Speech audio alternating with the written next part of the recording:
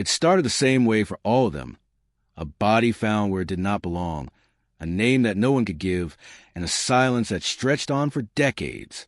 In some cases, it was a mother who never made a home. In others, a teenager who walked out one evening and was never seen again. Some were buried by strangers.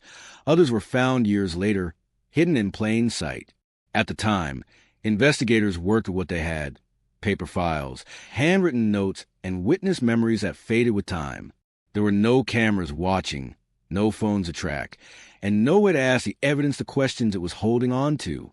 So the cases slowed, then stalled, and then quietly disappeared into storage rooms and forgotten shelves. Families waited.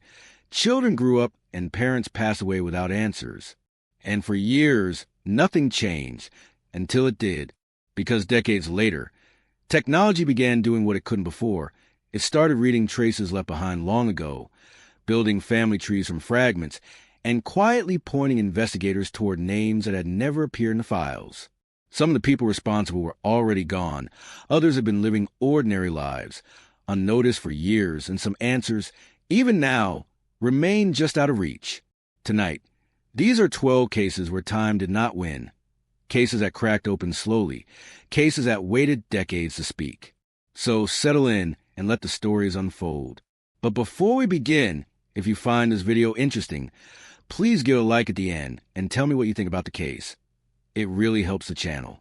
And don't forget to subscribe for more. Thank you. This video is created solely for educational and documentary purposes. It does not endorse, glorify, or condone any of the criminal actions or individuals described in this case. Viewer discretion is advised. Phyllis Baylor, Indiana, 1972, solved 2025. On the morning of July 8, 1972, a passing motorist drove along a quiet rural road in Allen County, Indiana, expecting nothing more than another ordinary stretch of countryside. Instead, the driver came upon a scene that would haunt investigators for more than 5 decades. In a shallow roadside ditch lay the body of a young woman, and beside her, sitting close, was a 3-year-old girl. She was frightened, disoriented, and crying, but she was alive. Just hours earlier, the woman had been driving across Indiana with her daughter, believing she was on a routine trip that would end safely with family. Her name was Phyllis Baylor, and she was 26 years old. Phyllis had left Indianapolis the previous evening, driving a borrowed car toward Bluffton, where her parents lived. The trip was roughly 100 miles, and she had made it before. She packed lightly, buckled her daughter into the car, and set off without telling anyone to expect trouble. But Phyllis never arrived. When the night passed and there was no call, her family began to worry, so they reported her missing. Law enforcement immediately began searching along the route she would have taken, and early that next morning, officers located the borrowed car on the shoulder of northbound Interstate 69 in nearby Grant County. The car's hood was raised. At first glance, it looked like a breakdown, but the car was otherwise intact. There were no obvious signs of crash, no indication of mechanical failure, and no sign of Phyllis or her daughter. So investigators widened the search.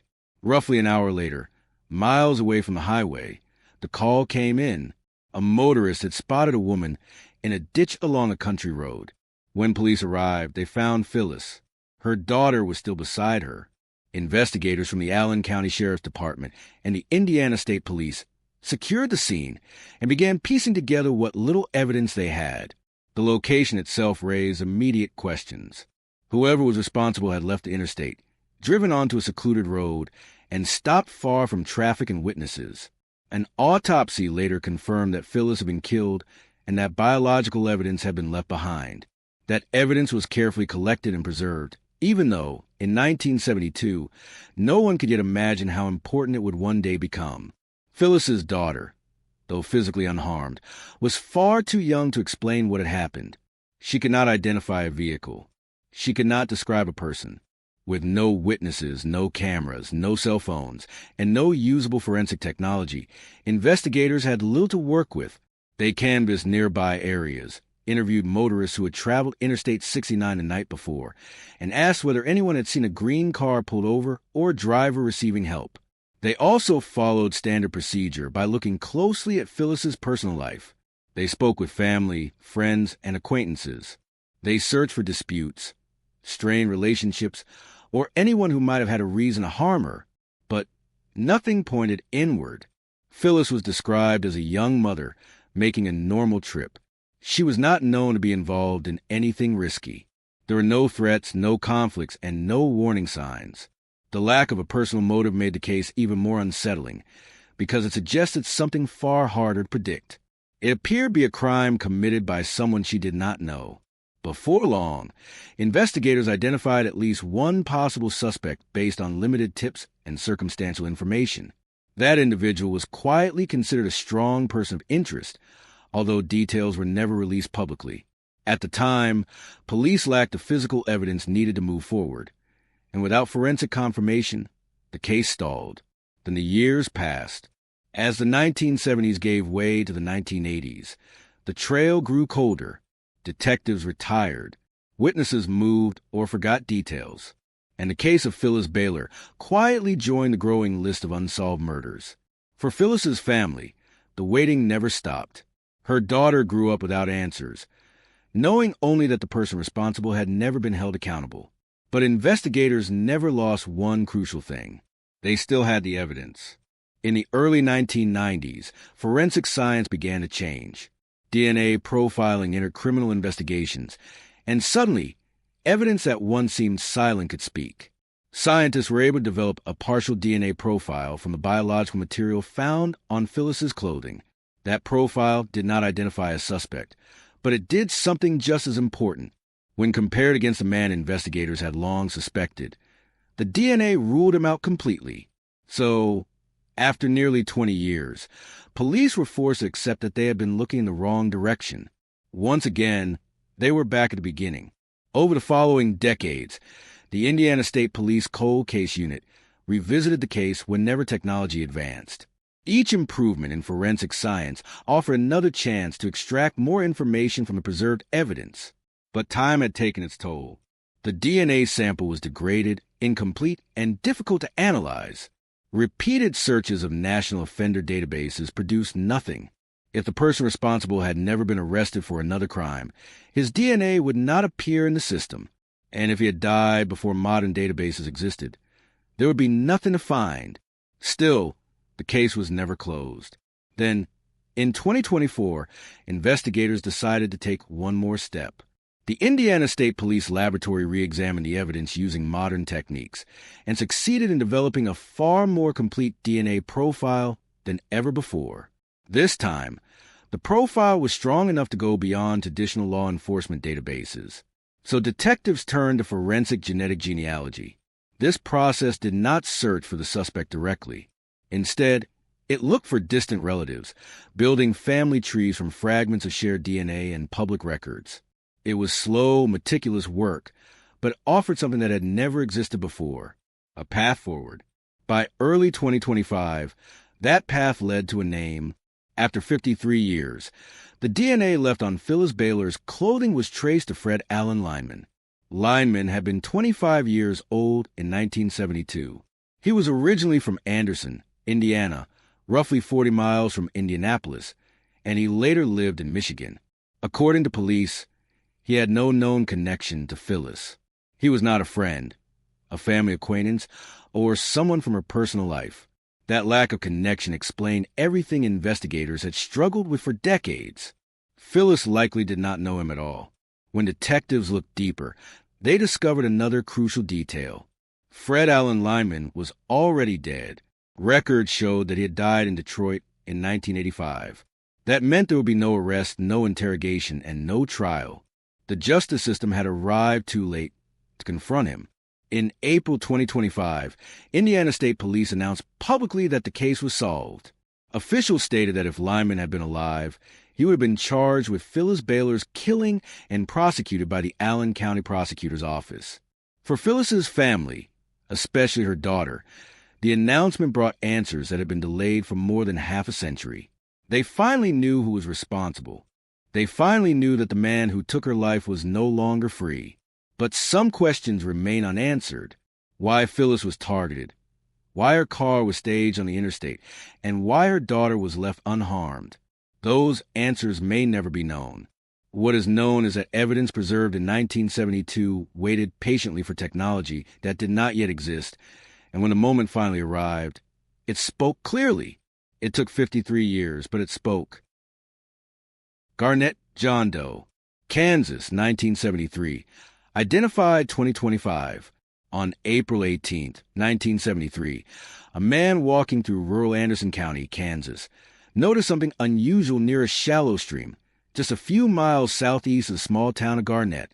At first, it was difficult to tell what he was seeing. The area was quiet, the ground uneven and the vegetation thick. But as he moved closer, it became clear that what lay there was not debris or an animal. It was the decomposed body of a young male. The remains were located roughly 180 feet off a country road, positioned near the waterline, far enough away to avoid casual notice, but close enough to suggest the site had been chosen deliberately. Law enforcement responded quickly, securing the area and beginning the slow process of documenting what little information time had left behind. Despite the advanced decomposition, investigators noted something striking almost immediately. The young man had been carefully dressed. He wore a corduroy jacket over a button-up shirt, paired with jeans that were described as stylish for the time. Around his waist was a black leather belt, and on his feet were sturdy hiking boots. He also wore leather gloves, an unusual detail that suggested either cold weather, personal habit, or purposeful preparation. But it was the jewelry that stood out most. On his hands were 2 gold rings etched with crosses. On one finger, another ring bore the engraved number 78. Around his neck hung a silver chain with a large cross pendant, measuring roughly 2 inches long. These items were cataloged carefully, photographed, and preserved because investigators believed they might be the key to identifying him. An autopsy was performed soon after. The coroner concluded that the young man's death was a homicide. Signs of severe trauma were present, including a fracture to the skull, though officials kept the public description general and restrained. Based on physical characteristics, the medical examiner estimated that the victim was a white male in his late teens or early 20s, with a slender build and medium-length brown hair. The level of decomposition suggested he had been dead for several weeks, possibly 2 to 4, placing the likely time of death in late March or early April of 1973. Whether the killing occurred at that location or whether the body had been transported there remained uncertain. With no identification and no witnesses, investigators were forced to begin with theories rather than facts. One early belief was that the young man may have been hitchhiking. Garnett sat near rural roads that connected small towns, and hitchhiking was common in the early 1970s, especially among young people traveling without much money. Detectives considered the possibility that he had accepted a ride from the wrong person and paid for that trust with his life. Still, searches of missing persons reports across Kansas and neighboring states produced no match. No family came forward. No name fit the physical description. No one recognized the jewelry. Without an identity, the victim was given a temporary one. He became known as the Garnett John Doe. As weeks turned into months and leads failed to materialize, the case began to fade from active investigation. But something unusual happened next. Something rare in cases involving unidentified victims. The local community did not forget him. Residents of Garnett raised money to provide the young man with a proper burial. He was laid to rest in Garnett Cemetery, and unlike many unidentified individuals, he was given a headstone. It bore no name, but it marked his place and acknowledged that someone had lived, even if no one yet knew who he was. At the time, it was simply an act of dignity. Decades later, it would prove crucial.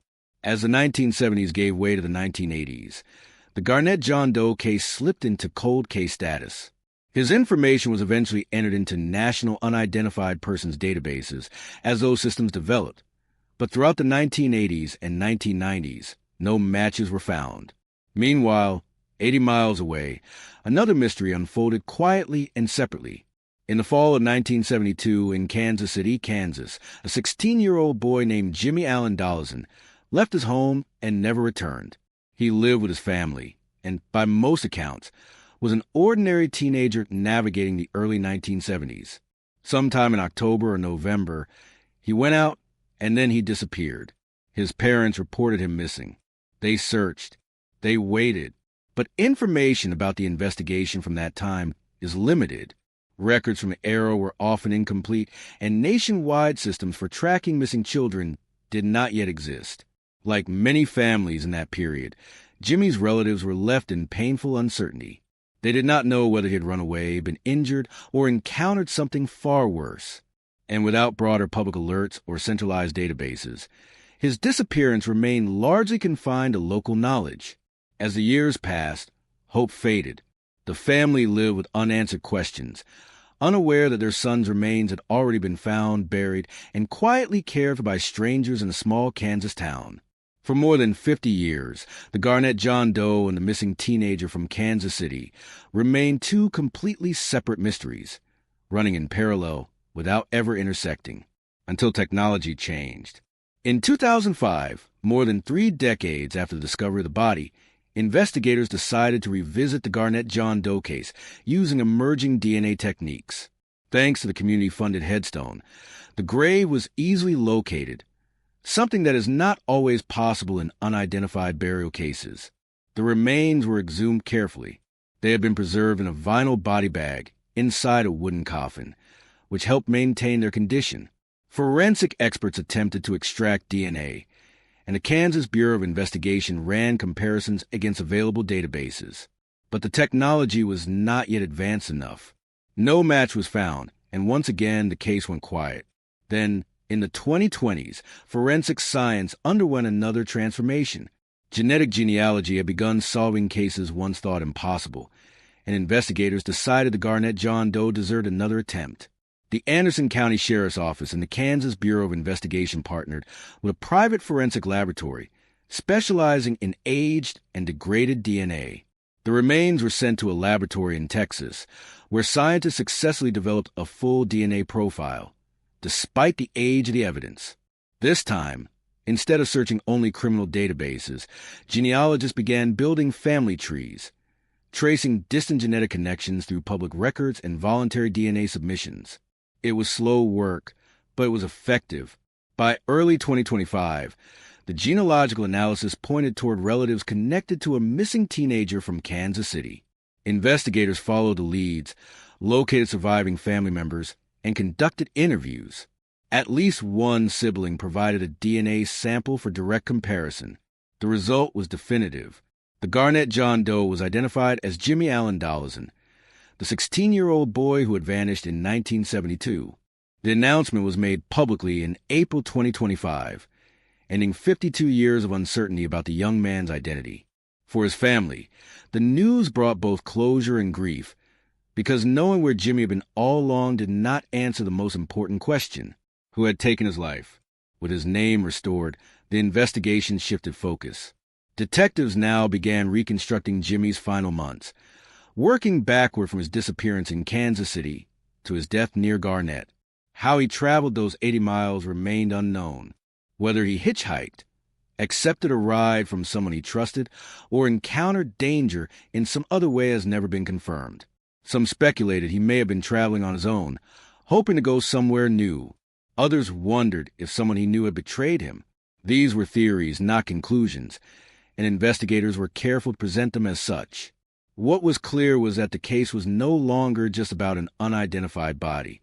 It was about a teenage boy whose life ended far from home, and whose family waited half a century to learn his fate. Authorities have stated that the investigation remains open. They continue to seek information, particularly from anyone who knew Jimmy in 1972 or remembers details from that time. Many of those people are still alive, and memories long dismissed may now carry new meaning. One question remains especially important: whether any original police records from Jimmy's disappearance still exist, and if so, whether they can now be re-examined alongside the evidence from the Garnett John Doe case. If they do exist, they may hold the final pieces needed to resolve what happened in the fall of 1972. And if they do not, then this case stands as a reminder of how easily lives and stories could vanish in an era before modern systems, and how long it can take for the truth to catch up. For Jimmy Allen Dollison, it took 52 years. But in the end, he was no longer just a name on a headstone. He was finally known. Laura and O'Malley, New York, 1975. Identified 2025. Lauren O'Malley was just 13 years old when she vanished from her home in New York in the late summer of 1975. At the time, her disappearance did not immediately draw national attention, and there were no alerts, no digital systems, and no way to broadcast her face beyond the local area. She was one of many children who went missing in an era when information traveled slowly and often stopped at city limits. Laura lived with her family in Long Beach, New York, and contemporary reports described tension inside the home. According to those early accounts, she left after ongoing conflict involving her stepfather, and she reportedly made it clear that she did not intend to return as long as he remained there. Whether she believed she would be gone for a short time or forever was never known, but what was clear was that she did not come back. Her family noticed almost immediately. Her mother contacted authorities, and a missing person report was filed. Detectives followed leads through the late 1970s, but the trail quickly thinned. Laura did not surface at hospitals. She did not contact relatives, and she did not appear in any records that would suggest where she had gone. Roughly a year after she disappeared, Laura's mother and stepfather separated, and the family made public appeals for her to return home. They hoped that if she had left because of the household situation, she might now feel safe enough to come back. Those pleas were heartfelt and persistent, but they went unanswered. Laura's siblings refused to let her memory fade. For years, they carried her photograph through New York City, showing it to strangers, shopkeepers, and passers-by, believing she might be nearby, blending into the city, alive but unseen. They believed someone, somewhere, might recognize her face. No one did. As time passed, Laura's disappearance settled into painful uncertainty. There was no confirmation of harm, but there was also no proof that she was safe. Her case remained open, but like many from that period, it gradually became quiet. Then, 20 years later, on the opposite side of the country, something unexpected happened. On March 22, 1995, partial skeletal remains were discovered in a remote riverbed off Highway 129 in Santa Cruz County, California, near the Watsonville area. The location was isolated, difficult to access, and far removed from major neighborhoods. The remains were badly weathered, and investigators initially believed they might not be connected to any recent crime at all. Early on, authorities theorized that the bones could be part of a historic homestead burial, possibly someone laid to rest on private land generations earlier. Because of that assumption, the discovery was not immediately treated as an active criminal investigation. Forensic analysis was limited, and the case did not receive the urgency it might have under different circumstances. Still, investigators conducted basic testing. DNA analysis confirmed that the remains belonged to an unidentified female, but the profile did not match any known person in available databases. With no clothing, no personal items, and no indication of identity, the case stalled. The remains became known simply as a Jane Doe. Years passed. The case sat quietly in storage, revisited occasionally but never advancing. The assumption that the burial was historic lingered, and with it came delay. No one yet realized that the girl in the riverbed had lived in the same era as the people searching for her. It was not until 2019, nearly 24 years after the discovery, that the Santa Cruz County Sheriff's Office decided to take a fresh look. Advances in forensic science had changed what was possible, and investigators sent the remains for advanced testing, including radiocarbon dating. The results changed everything. The testing indicated that the girl had been born in the mid-1960s and had died sometime between 1977 and 1984. That placed her firmly in the late 20th century, not the distant past. She was not part of historic burial. She was a modern child. Based on bone development and other indicators, investigators estimated that she had been in her mid-teens at the time of death, likely between 13 and 17 years old. With that information, the case was reclassified as an active cold case homicide investigation. Once that shift happened, attention returned to a question that had never been answered. Who was she? Over the next few years, investigators and amateur sleuths alike tried to connect the Santa Cruz Jane Doe to missing persons reports from the 1970s and 1980s. Some wondered if she had been a runaway from California. Others speculated she may have been hitchhiking or living transiently before her death. With no identifying belongings recovered, theories multiplied, but none could be confirmed. The mystery deepened when investigators realized just how far the remains were from any known missing person cases in the immediate area. Whoever the girl was, she did not appear to belong to the region where she was found. Meanwhile, back in New York, Laura and O'Malley's family continued to live without answers. Decades passed. Her disappearance remained unresolved, and the family had no idea that a Jane Doe in California shared Laura's age, timeline, and silent absence. The two stories remained unconnected until the 2020s. By that time, forensic genetic genealogy had begun solving cases once thought unsolvable. In 2022, the Santa Cruz County Sheriff's Office partnered with a private forensic laboratory specializing in age DNA. Despite the degraded condition of the remains, scientists were able to extract a comprehensive DNA profile. Instead of searching only criminal databases, genealogists built family trees, tracing distant relatives through shared genetic markers. Slowly, carefully, they followed the lines backward, narrowing possibilities, checking records, and eliminating mismatches. Eventually, the DNA led them across the country. Investigators identified living relatives connected to a missing girl from New York. They reached out, conducted interviews, and requested reference DNA samples. When those samples were compared directly, the result was clear. In March 2025, officials announced that the Santa Cruz Jane Doe had been identified as Laura O'Malley, the 13-year-old girl who disappeared from New York in 1975. Nearly 50 years after she vanished, and almost 30 years after her remains were found, Laura finally had her name back. The announcement closed her missing person case, but it did not close the story. Investigators acknowledge that they still do not know when or how Laura traveled from New York to California.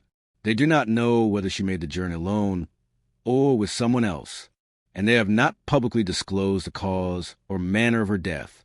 Those details remain unknown.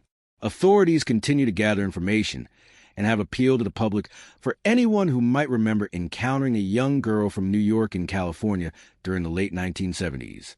They hope that restoring her identity will unlock memories, conversations, or records that were once dismissed or forgotten. Laura and O'Malley's case is a reminder of how easily children could disappear in an era before interconnected systems, and how long it can take for science to catch up with loss. For her family, the truth arrived decades late, but it arrived nonetheless. Edna Schubert, Long Island, 2003, arrest 2025. Edna Schubert was 88 years old when her life ended in a way no one in her quiet Long Island neighborhood could have imagined. She lived in North Bay Shore, a modest residential area where routines were predictable and where most people recognized one another by sight, if not by name. Edna had lived there for years, and by 2003, she had become something of a fixture on her street. She was a widow, retired from her job at the Department of Motor Vehicles, and she lived alone after her husband passed away years earlier. She had no children of her own, but neighbors often described her as a grandmother of the block, a woman who watched out for local kids, greeted people warmly, and embodied the kind of quiet kindness that rarely draws attention until it is gone. On December 12, 2003, that routine was broken. Concerned neighbors noticed that Edna's front door was left open.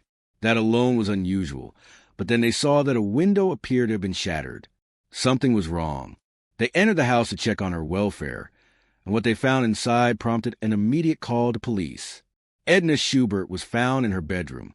She was unresponsive, and it was quickly clear that she had been killed.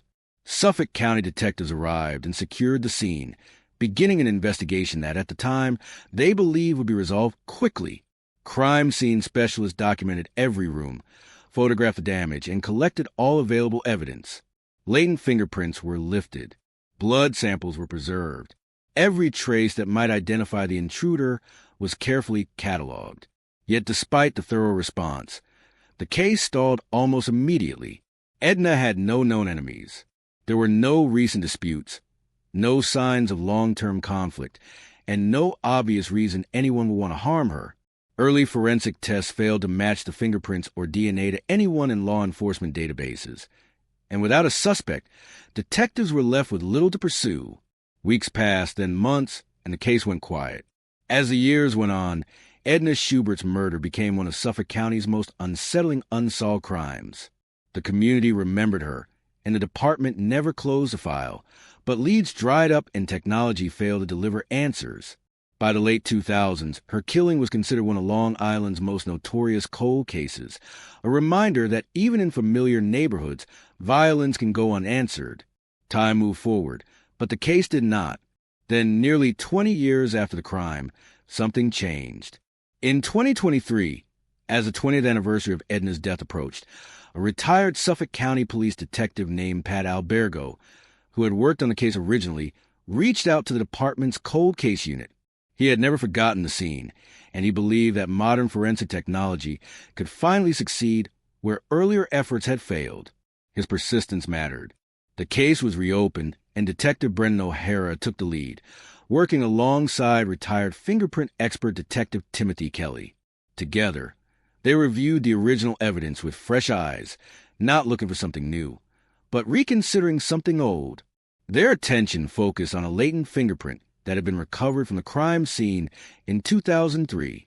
At the time, the print had been considered too blurred to be useful.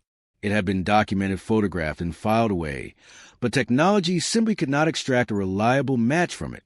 That limitation no longer existed. Using modern imaging techniques, investigators took a new, high-resolution photograph of the original fingerprint. They enhanced it, clarified its features, and submitted it to an advanced fingerprint database that did not exist 2 decades earlier. This time, the result was different. The fingerprint matched a man named Raul Ayala. Ayala was already in law enforcement record from a prior arrest years before Edna's killing. He had been in the system all along, but the technology required to connect him to the scene simply had not been available in 2003. As investigators dug deeper, another detail stood out.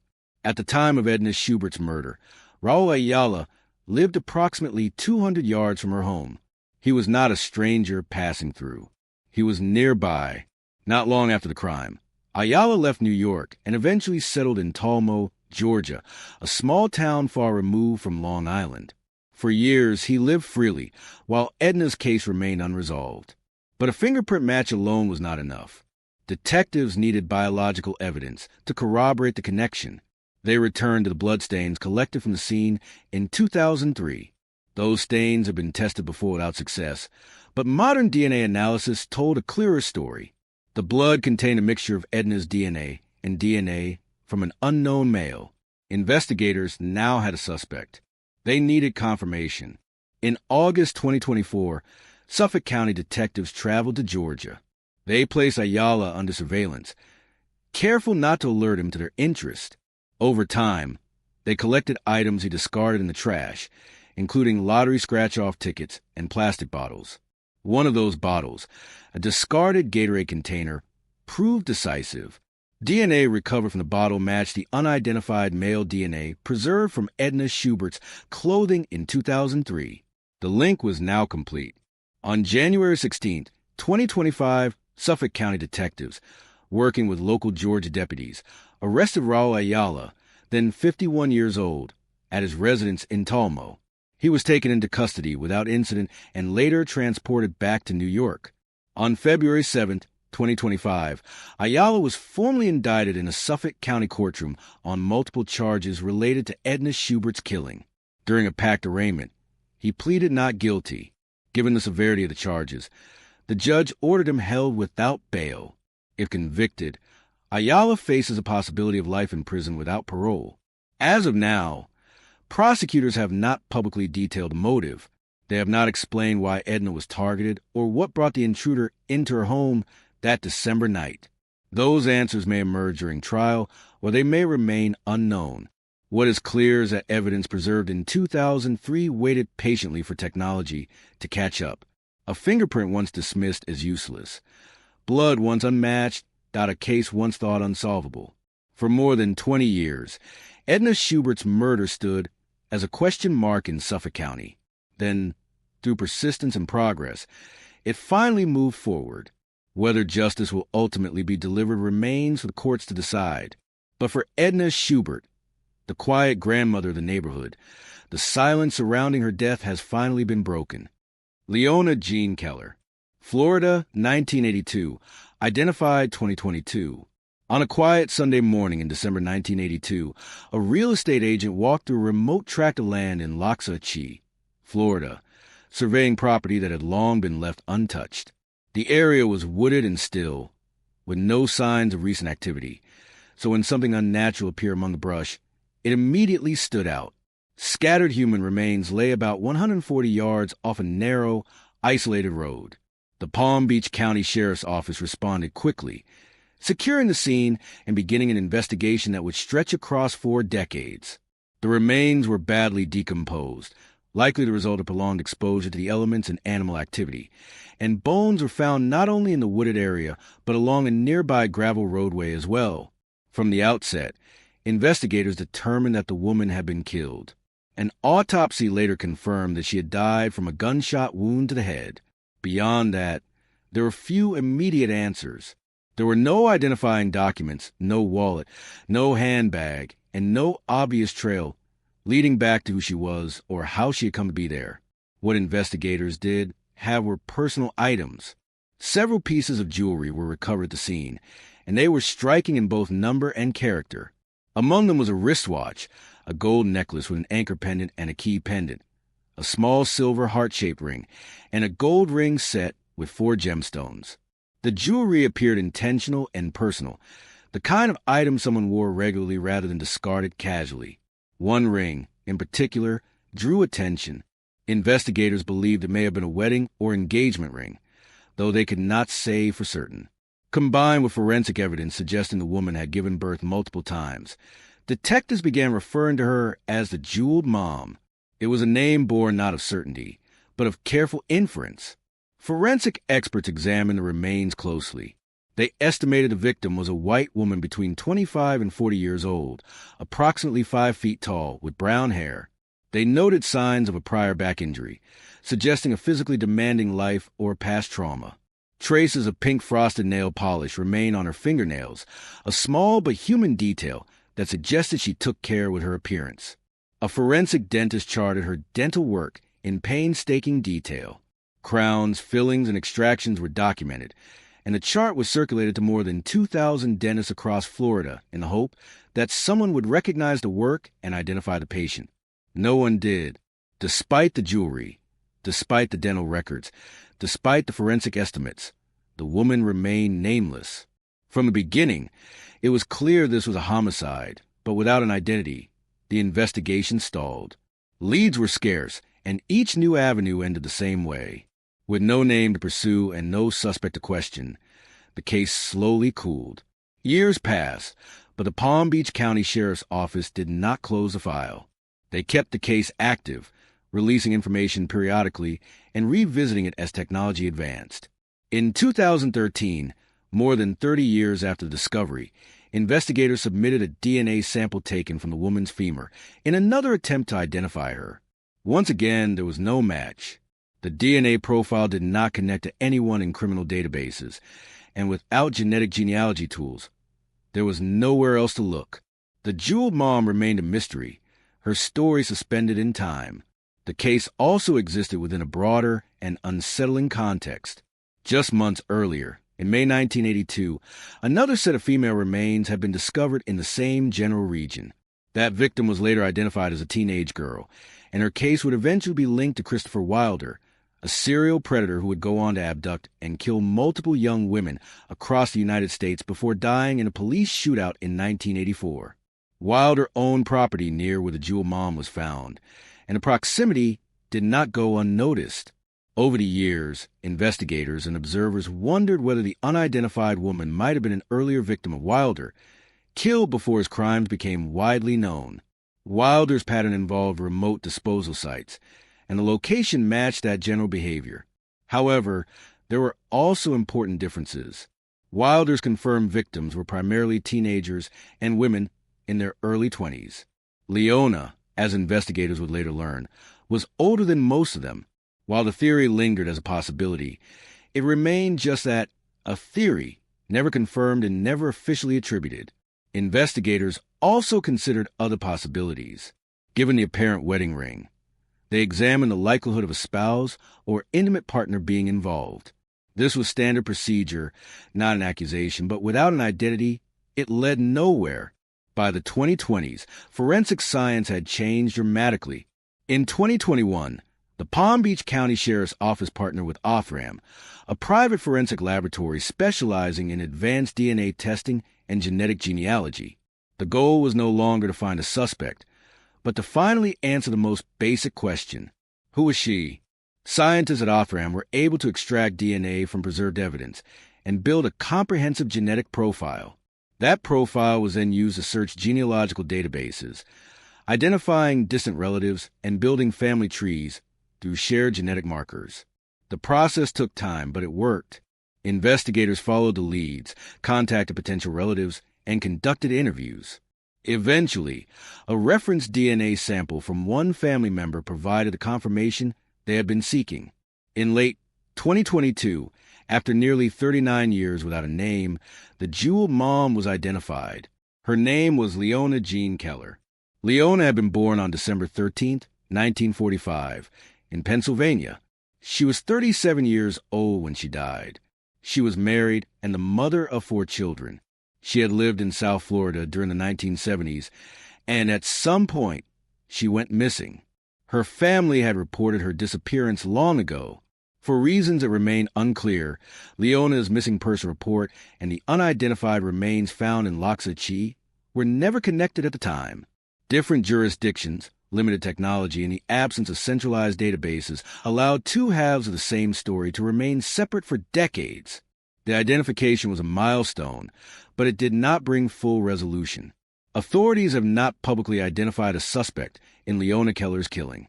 They have not confirmed whether her death is connected to any known serial offender, and they have not detailed how or why she came to be in that wooded area in December 1982.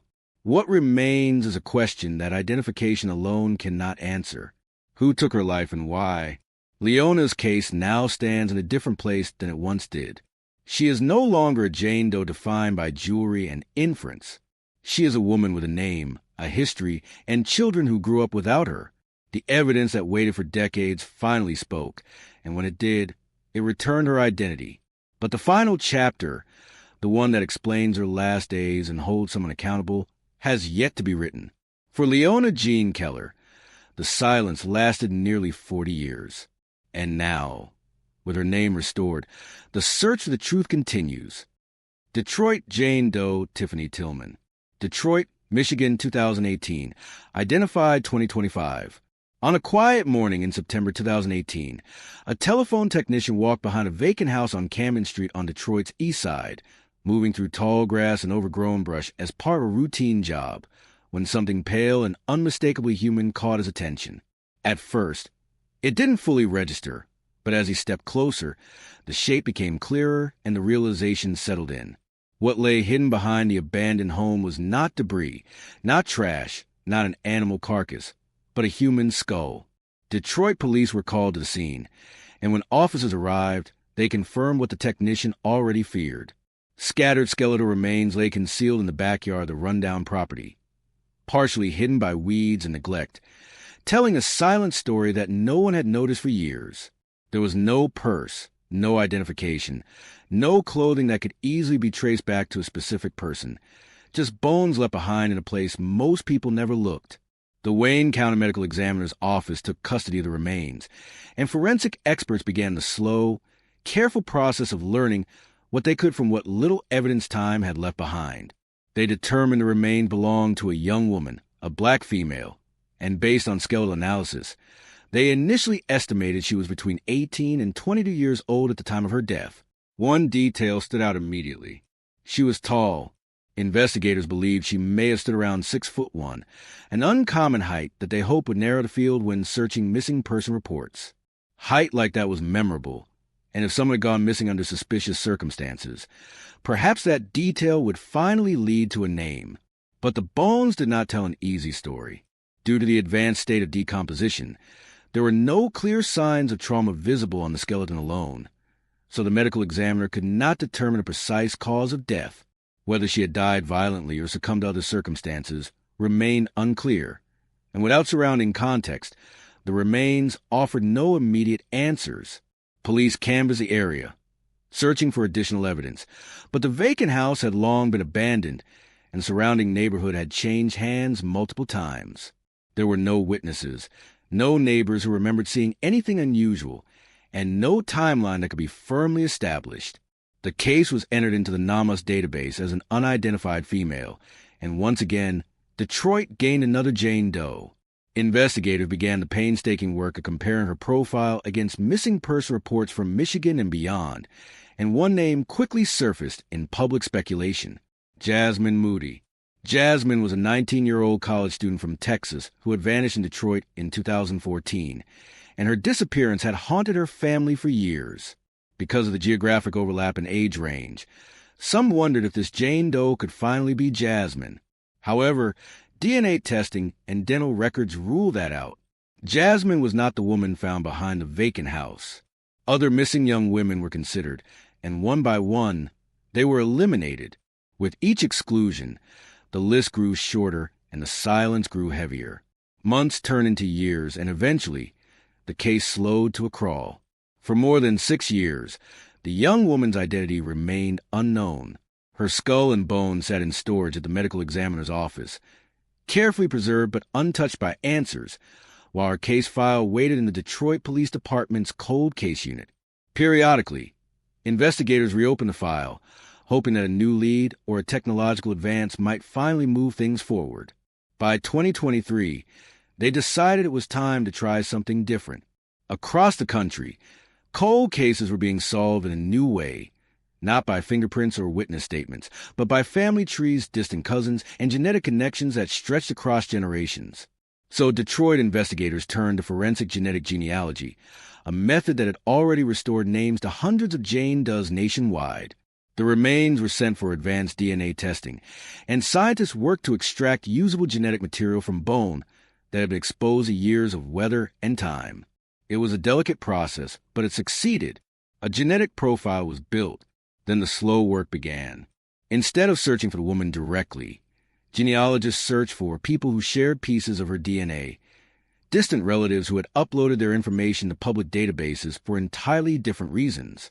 Family lines were built, narrowed, and refined until one potential connection stood out.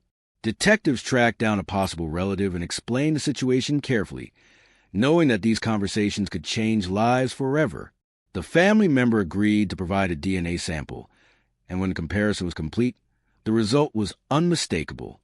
In March 2025, nearly 7 years after her remains were discovered, Detroit police announced that the Jane Doe from Camden Street had finally been identified. Her name was Tiffany Tillman. Tiffany was 26 years old at the time of her death. She had been born on February 8, 1992, and investigators now believe she likely died sometime in late 2017 or 2018. With her identity restored, the estimates about her age were revised, and the story shifted from guessing who she might have been to confronting what happened to her. But identification did not bring closure. Authorities have not announced a cause of death in Tiffany's case, and they have not named any suspects. What they do know is that her remains were hidden behind a vacant house, a location that raises uncomfortable questions. Was that where she died, or was it simply where someone believed she would never be found? Did she know the person responsible, or was she targeted by someone who thought anonymity was guaranteed in an abandoned space? How long had she been there before the telephone technician stumbled upon what everyone else had missed? These questions remain unanswered. With her name now known, investigators are working backward, trying to reconstruct Tiffany's final months. They are seeking information about where she lived, who she spent time with, and when anyone last heard from her. Each answer has a potential to open doors that were previously invisible when she was just another Jane Doe. For years, Tiffany existed only as a set of bones in a forgotten backyard, a mystery hidden in plain sight. Now, she is a person again with a name, a birthday, and people who knew her. Her story is no longer silent, but the truth about how it ended is still waiting to be uncovered. Chiriaco Summit Jane Doe, Claire Antonia Divac. California Desert, 1994. Identified 2021. In March 1994, after an unusual period of heavy rain in the Southern California desert, two hunters drove deep into the Colorado desert near Chiriaco Summit, an isolated stretch of land east of Palm Springs where the wind carried sand across empty roads and very little change from year to year. The rain had shifted the ground. Erosion had pulled soil away from places that had been undisturbed for decades, and as the hunters walked across the desert floor, something pale and unnatural caught their attention. Partially exposed where the earth had collapsed inward, when they approached, the truth became impossible to ignore. Human remains lay in a shallow grave, hidden miles from any paved road, in a place where silence was constant and witnesses were non-existent. Riverside County Sheriff's deputies responded and secured the scene, and very quickly became clear that this was not an accidental death, not an animal burial, and not a historic grave forgotten by time. This was a woman who had been placed there deliberately. The remains were skeletal, but the context told a story that bones alone rarely do. The woman had been buried shallowly, not ceremonially, not with care, but just deep enough that someone likely believed she would never be found. There were no identifying documents, no purse, no wallet, and no jewelry. But there were clues. She was wearing a disposable adult diaper, and over her body was a pink bathrobe, faded and worn, with all identifying tags removed. There were no dentures, even though she had no teeth. There were no shoes, no personal effects, nothing that suggested she had left her home willingly. The Riverside County coroner examined the remains and estimated the woman was elderly, likely between 70 and 85 years old, small in stature, around 5'1" and very frail. Thin white hair remained, and the bones showed no signs that she had been capable of traveling on her own. This woman had not wandered into the desert. She had been dependent, and someone had taken her there. From the start, the coroner ruled the case a homicide, even though the exact cause of death could not be determined from skeletal remains alone. The evidence pointed not to a sudden act of violence, but to abandonment, neglect, and concealment, a quiet ending carried out far from scrutiny. Investigators began searching for her identity, assuming that someone elderly and dependent would surely have been reported missing. They checked hospitals, nursing homes, assisted living facilities, and caregiver agencies. They reviewed missing person reports from across California and neighboring states. Nothing matched. No one had reported an elderly woman missing who fit her description. No family had come forward. No facility had raised an alarm. It was as if she had vanished without anyone noticing, or worse, without anyone wanting to notice. The case stalled almost immediately. Without a name, investigators had nowhere to begin, and over time, the file settled into the cold case archive, where it would remain for years. She became known simply as Chiriaco Summit Jane Doe, a name that reflected location, not life, and offered no answers about who she was or how she had ended up buried in the desert. Years passed. Technology advanced, but the case remained untouched until the late 2010s, when Riverside County investigators began reviewing older Jane Doe cases using modern forensic methods. Among them was the elderly woman from Chiriaco Summit, whose circumstances had never quite made sense. In 2021, the Riverside County Cold Case Unit partnered with a forensic genetic genealogy laboratory, hoping that DNA might succeed where records and memories had failed. Scientists were able to extract genetic material from preserved remains and build a full DNA profile, something that had been impossible in 1994. Genealogists searched for her relatives, distant cousins, shared ancestors, faint genetic links scattered across databases built for ancestry, not crime. Slowly, family trees emerged, and with careful analysis, one name began to surface again and again: Claire Antonia Divac. Investigators followed the trail, confirming records, tracing documents, and comparing timelines, and eventually they located living relatives who could provide reference DNA. When the comparison was complete, there was no doubt. In 2021, after 27 years without a name, Chiriaco Summit Jane Doe was identified as Claire Antonia Divac. Claire had been born in 1907 in Chicago, Illinois, to German immigrant parents, and her birth name was Claire Antonia Collis. She married Joseph Divac in 1939, and together they had two children, Donald and Joanne. Over the decades, Claire lived in several states, including Florida and Arizona, and later settled in California's Coachella Valley.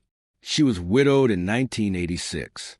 As she aged, Claire's health declined, and by the early 1990s, evidence suggests she was no longer able to care for herself.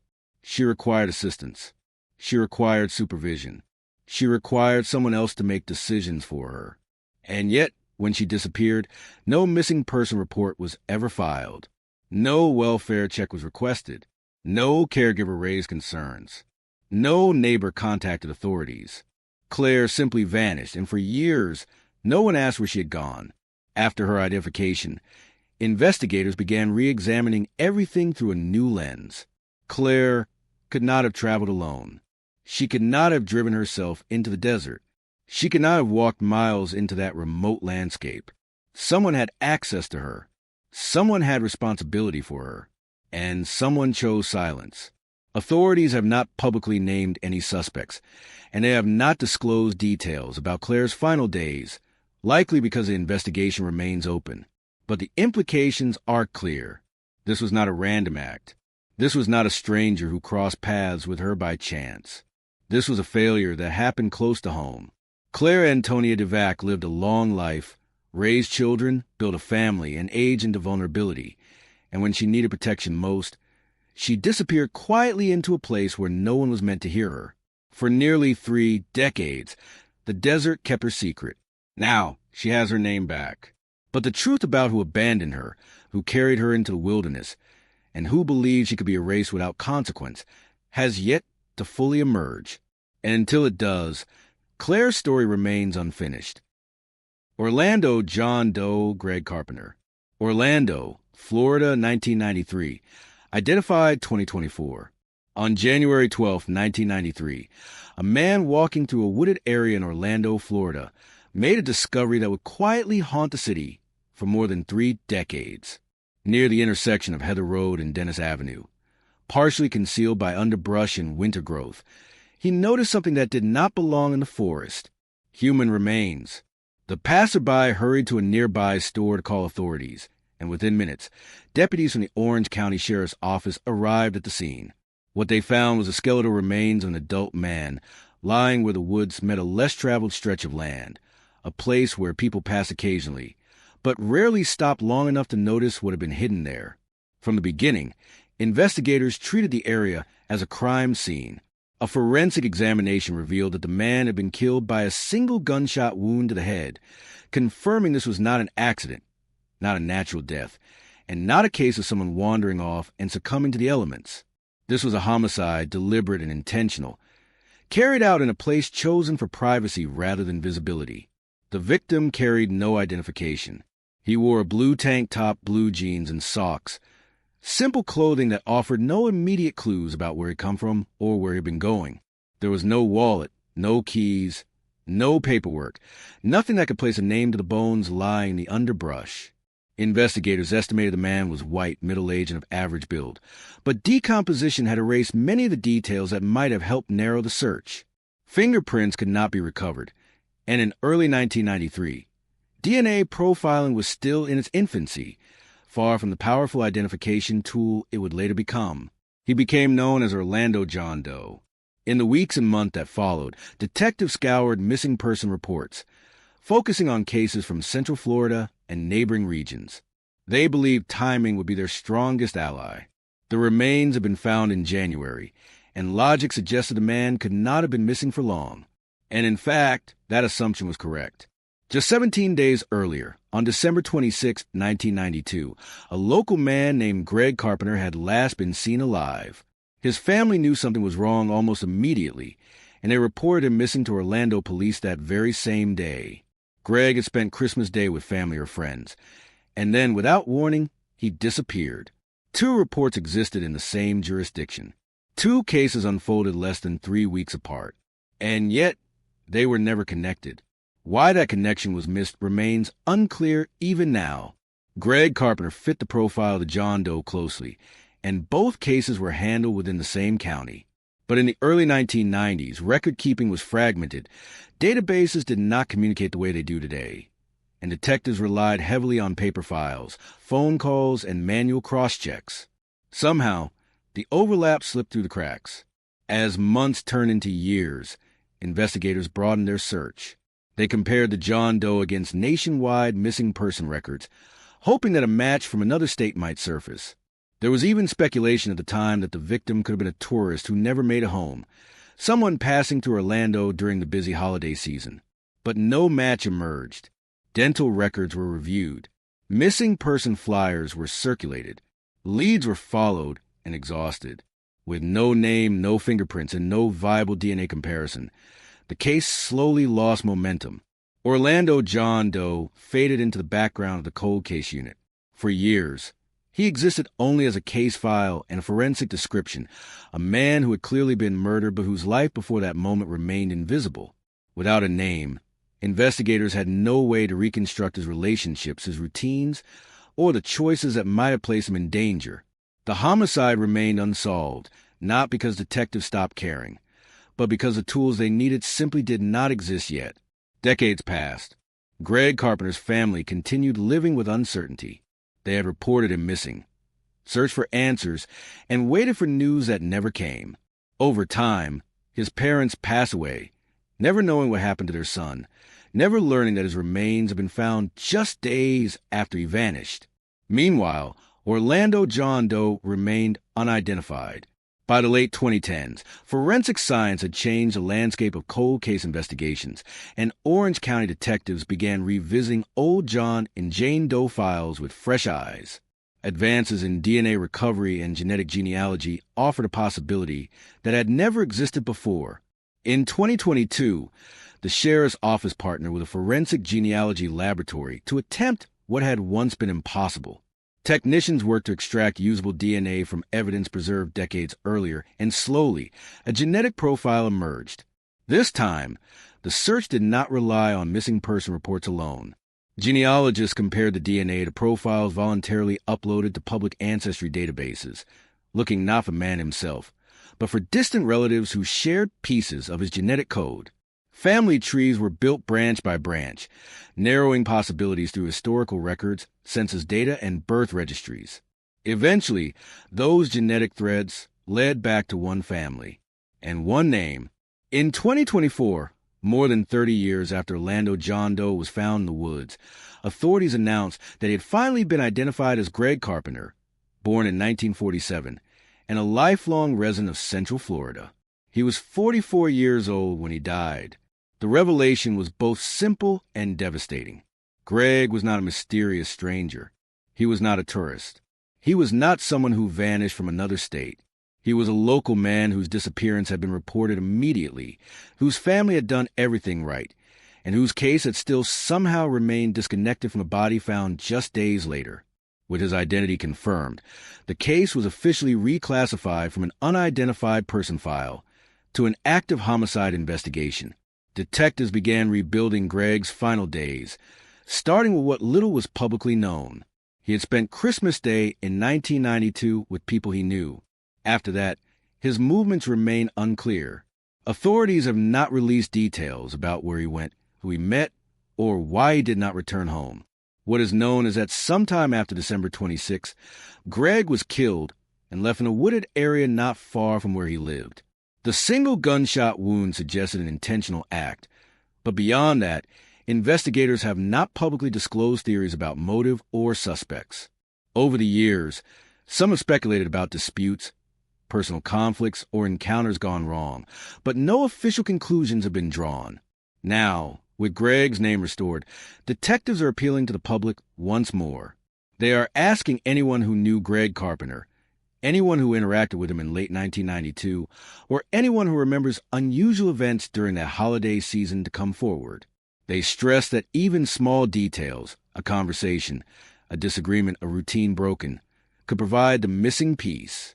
Time has taken its toll. Memories have faded. Witnesses have moved away. Some may no longer be alive. But investigators believe that somewhere, someone still holds information that could finally explain what happened after Greg Carpenter walked away from Christmas and never came back. For more than 30 years, his identity sat just 17 days away from discovery, separated by paperwork, timing, and limitations that no one could have foreseen. Science eventually closed that gap, but justice has yet to follow. Greg Carpenter is no longer John Doe, but until the truth of his final moments is uncovered, his story, like so many others, remains unfinished. Shirley Brandt, North Miami Beach, Florida, 1986. Breakthrough 2025. Shirley Brandt was 49 years old, a mother of four, and one of the most successful real estate brokers in North Miami Beach, Florida, a woman widely known for her drive, discipline, and sharp business instincts.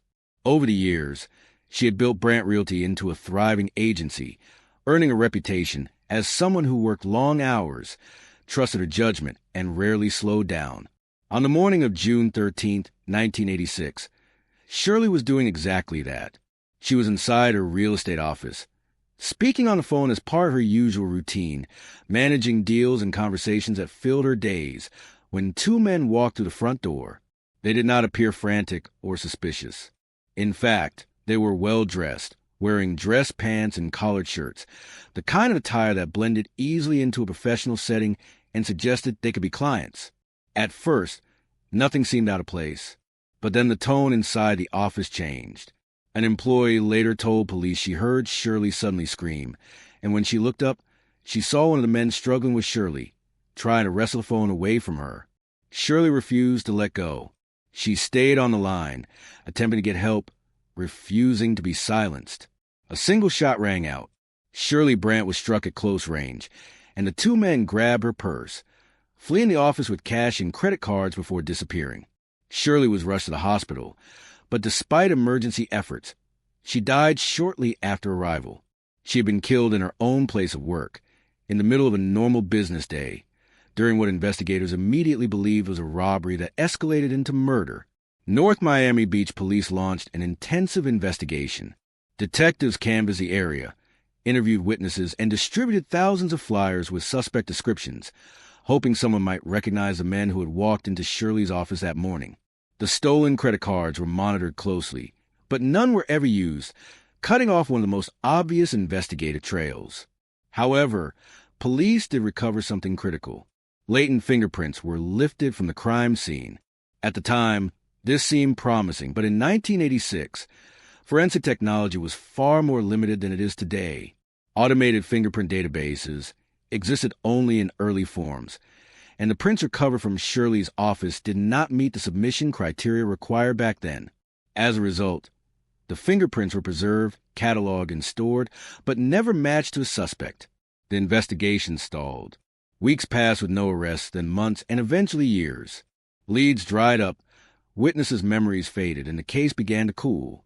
One by one, the original detectives retired, carrying the unanswered questions with them. Shirley's family never stopped pushing for justice. Her husband, Dr. Lawrence Brandt, a local dentist, refused to let the case be forgotten. He spent significant personal resources hiring private investigators, reviewing files, and pressing authorities for updates, determined to uncover who had taken his wife's life. Despite these efforts, no suspect emerged, but the family's persistence ensured the case never fully disappeared. Decades passed. For nearly 40 years, Shirley Brandt's murder remained unsolved, a painful absence in the city's history, and an open wound for her family. Then, in the early 2020s, everything changed. North Miami Beach police began systematically reviewing long-dormant cold cases, applying modern forensic tools to evidence that had once been unusable. Shirley's case was among those selected for a fresh look, and this time, investigators were joined by retired detectives who had worked on the original investigation, people who still remember the crime and the frustration of never solving it. They returned to the fingerprints. Using modern imaging and automated fingerprint identification systems, the team resubmitted the latent prints recovered from Shirley's office decades earlier.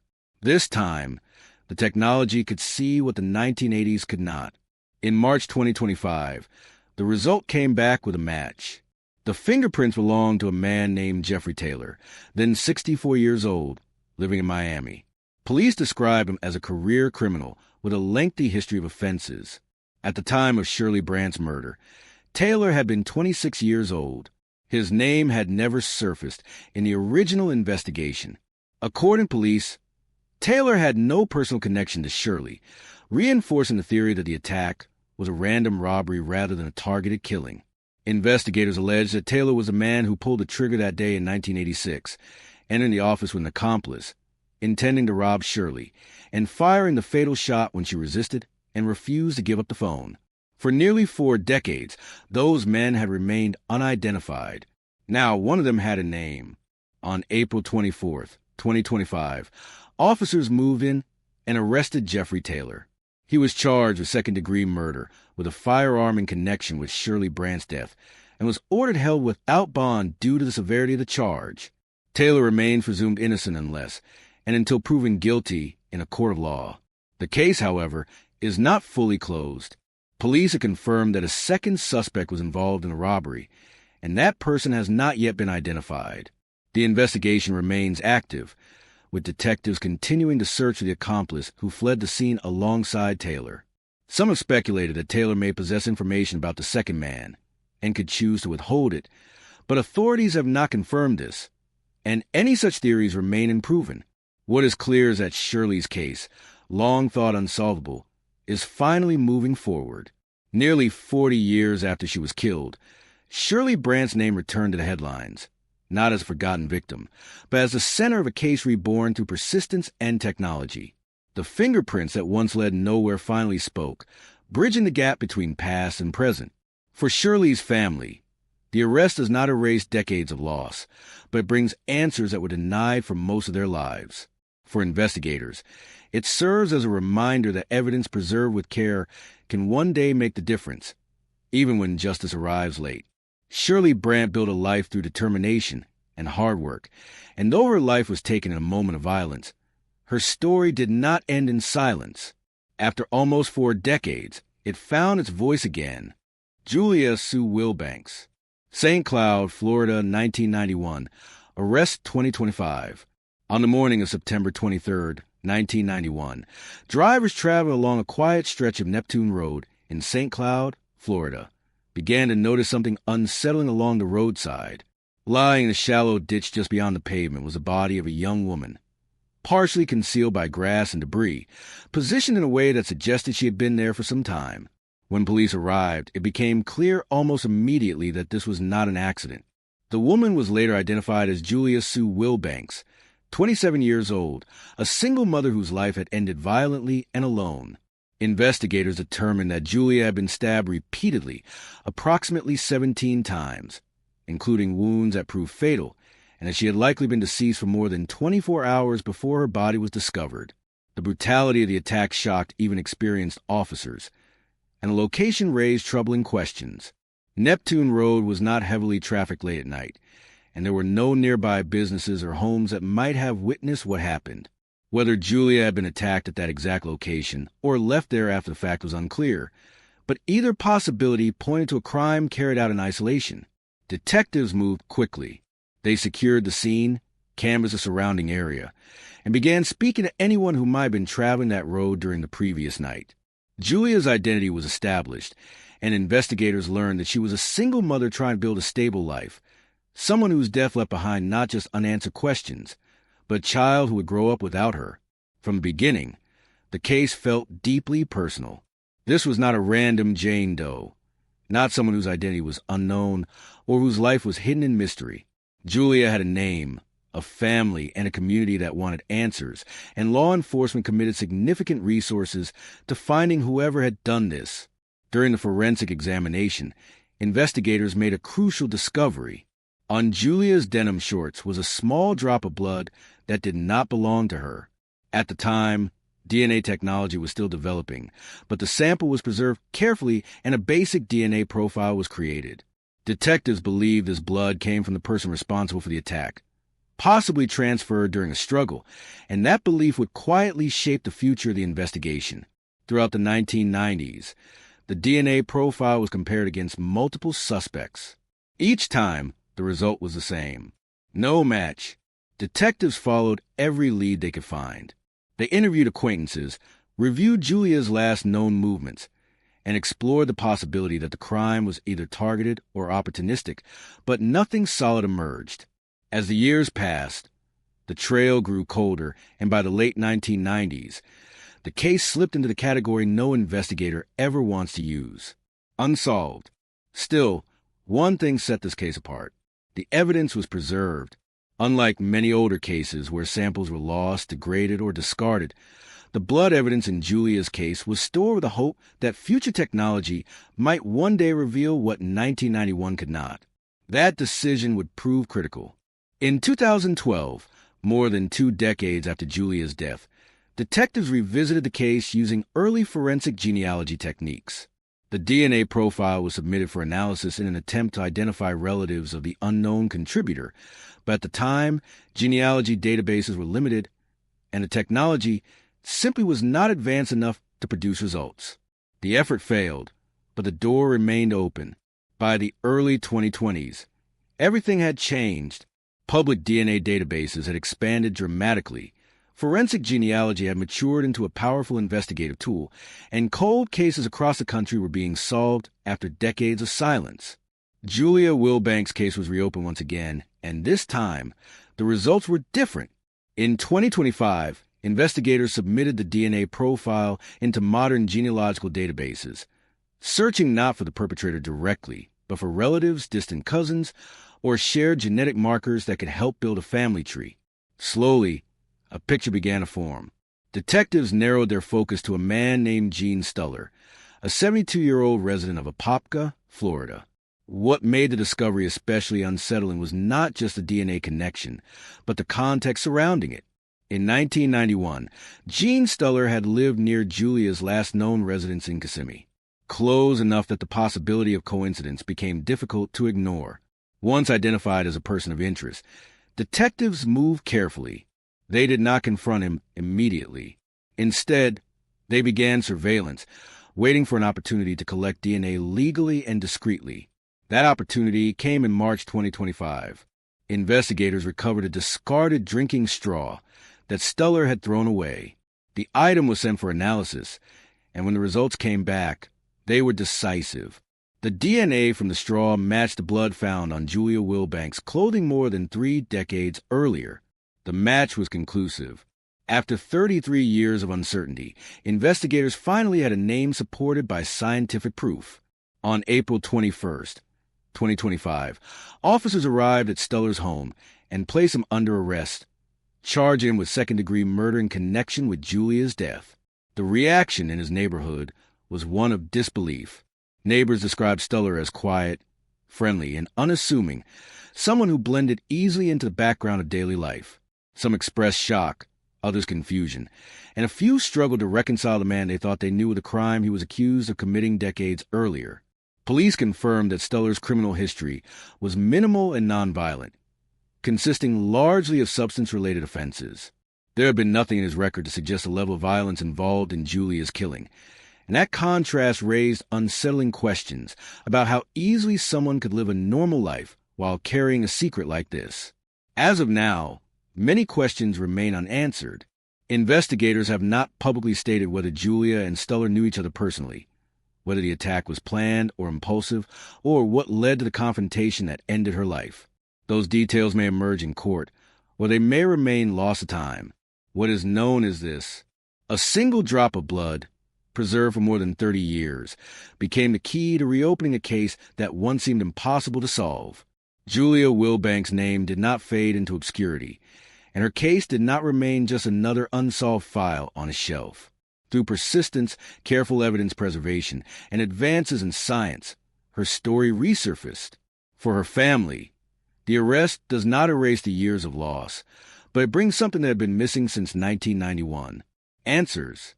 And for investigators, Julia's case stands as a reminder that time does not erase truth, and that even the smallest piece of evidence can one day speak louder than silence. Before you go, I want to hear from you.